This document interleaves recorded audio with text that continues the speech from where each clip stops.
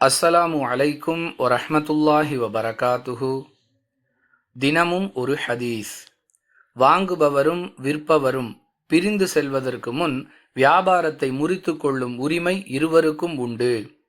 உண்மையை பேசி குறைகளை தெளிவுபடுத்தி நடைபெறக்கூடிய வியாபாரத்தில் பரக்கத்து செய்யப்படும்.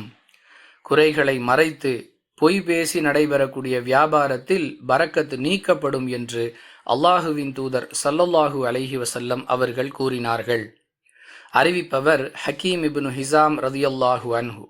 நூல் புகாரி, ஹதீஸ் எண் 2079. அன்பிற்குரிய அல்லாஹுவின் நல்லடியார்களே, வியாபாரத்தை முறித்து கொள்ளுதல் என்றால் என்ன? அதை நாம் முதலில் விளங்க வேண்டும்.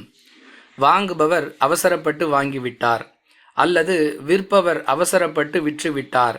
ஆனால் விற்ற பொருள் தனக்கு தேவைப்படுகிறது, வாங்கியவருக்கு அந்த பொருள் தேவைப்படவில்லை. இதுபோன்று ஏதாவது மன மாற்றங்கள் ஏற்பட்டு அந்த வியாபாரத்தை முறித்து கொள்ள விரும்பினால் இருவருக்கும் அதற்கான உரிமை உண்டு.